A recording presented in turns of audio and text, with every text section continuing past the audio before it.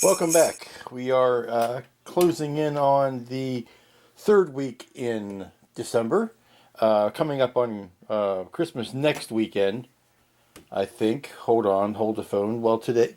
Anyway, where we last left the Pegasus, here is the Pegasus, or the fistful of cigars, as I call it, because it just looks like a fistful of cigars.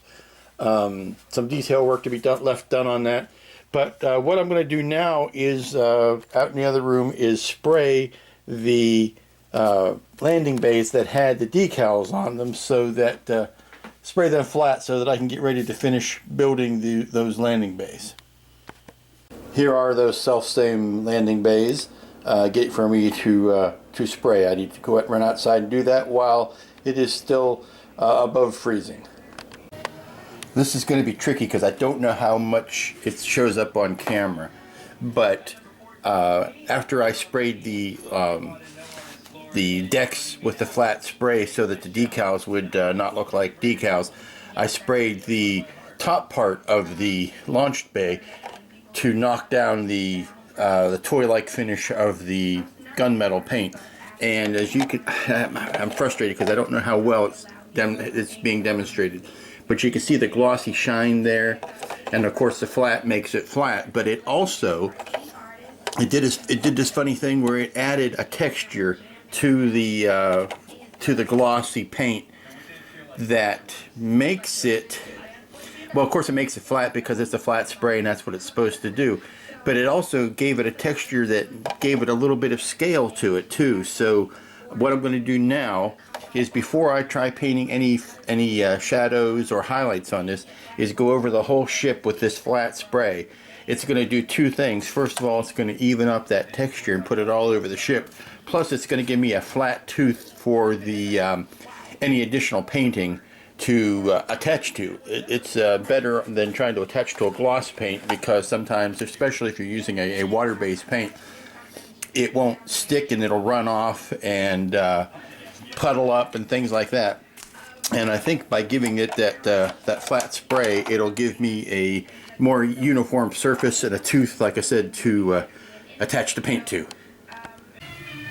A liberal coating of the Krylon flat clear, and it is much improved. All gone is the glossy toyness of it. Now, like I say, these models are made up of many layers. There will be a point where I have to re-gloss this bit right here, because there's a decal that goes there that I'm not willing to put on yet. That'll be after a lot of the painting is done. But now it's dulled down. It's got a bit of a tooth to it. It is the surface. It is the canvas upon which you paint. I cannot stress that enough. Surface prep is everything when it comes to painting. But here is, now that these have sufficiently been coated, what I'm going to do now is finish assembling these. See, here's the flat coated decks. I can finish assembling the decks like this, and if you look in there, you can see the decal is sitting where it ought to be sitting. But now I can finish assembling these flight decks, and then I can cover up this area so that I can start my other painting. Continuing work on the Pegasus launch bays, and want to address a reader comment, plus introduce a little bit of backtracking. I had a very good question on my YouTube channel about the last video, and they were saying, asking me how I glued together painted surfaces when I need the glue to stick to the plastic and not the paint. And I thought I would kind of demonstrate what I do with this one last bay. Now this has to fit in like that, and it has to be glued, but this ostensibly has already been painted. So what do I do? Well, let me see if I can fit this in this little crack to show you. Basically what I do is I just take a soft sanding sponge, or a file if I need to, and I'll just lightly sand the surface that's going to get the paint, so that it is sticking to plastic. And I'll go around with maybe a little bit of a file and kind of just, I try to keep the paint off where the glue has to go anyway. But in those cases where I'm concerned about it, I might just take a flat file or a sanding stick and just sand the affected areas. Now here comes that backtracking I was talking about.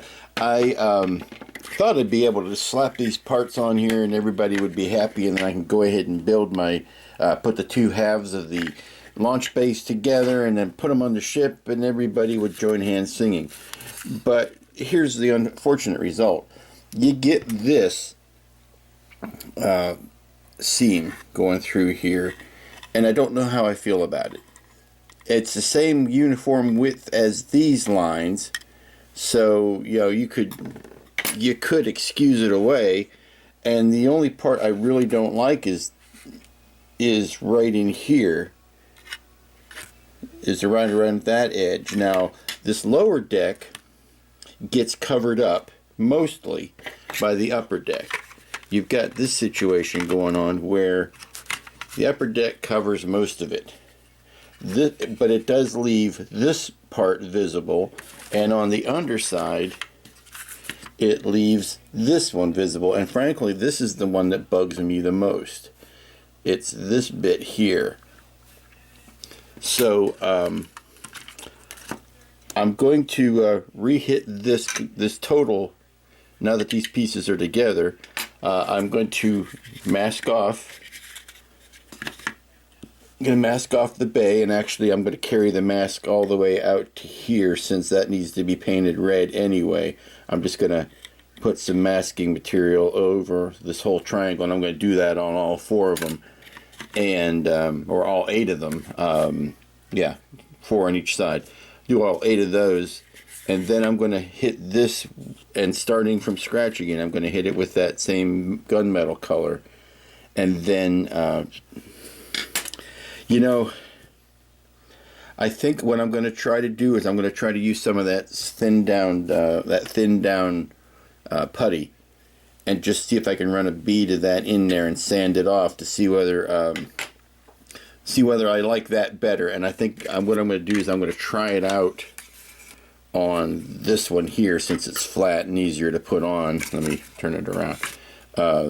It's flat and easier to put on, so I'm going to put a little bit of that spot putty in there, and then sand it down and then paint it. But I understand why they had to do it that way. It's just an odd bit of panel lining that I'm not wild about. So let me see if I can deal with it.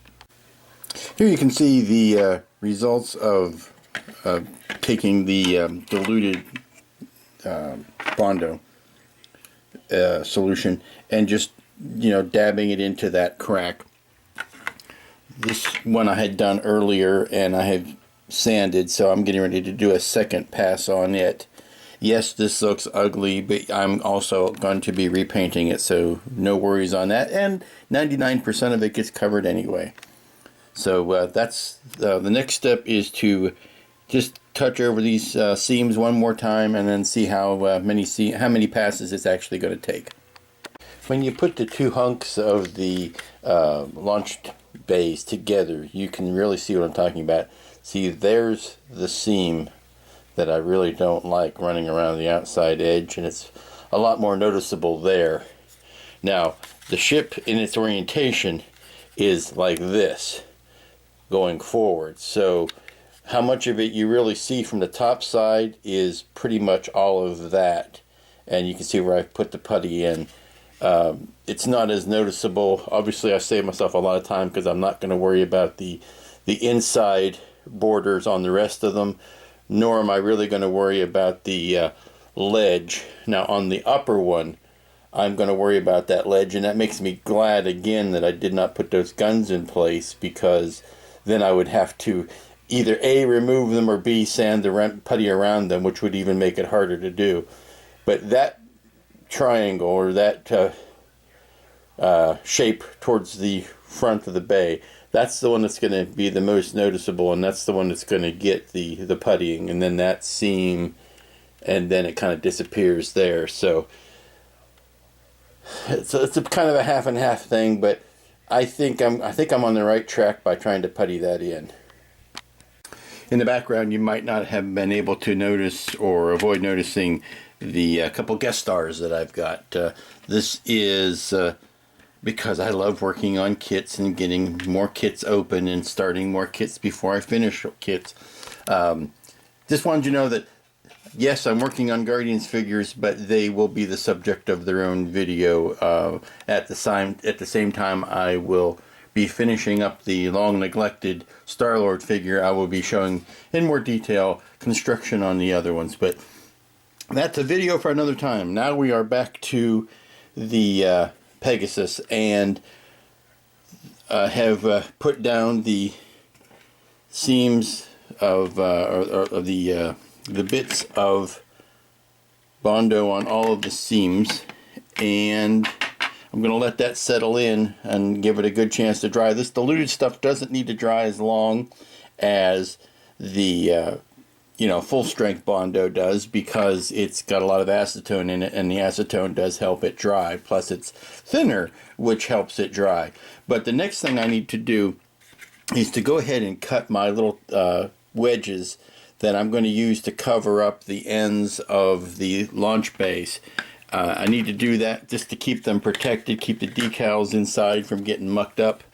And I'm going to cut those out of real thin sheet styrene and use old school, and I mean school literally. I'm going to use some rubber cement to hold those in place. I had thought about using just plain old tape, but tape is adhesive on the inside, and I don't want the chance of that adhesive bumping up against the decal there.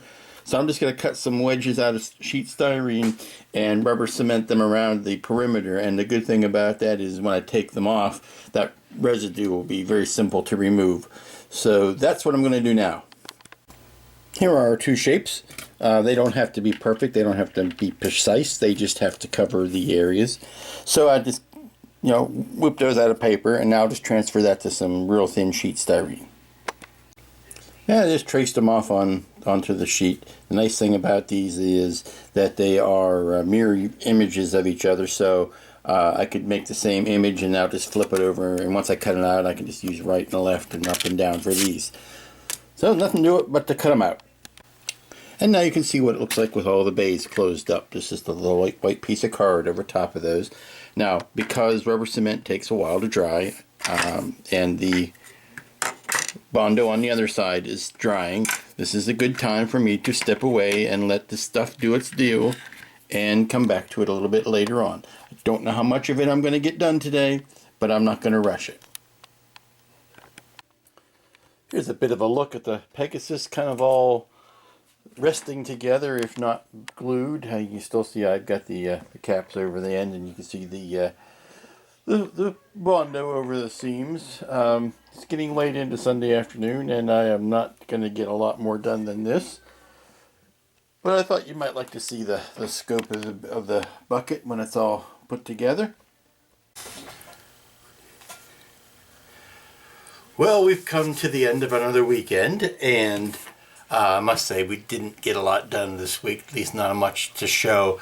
And that's to be expected. It is the week before Christmas, and if you're lucky enough to be like me and have some social commitments that take you away from your modeling, well, there are more important things in life than slapping plastic together.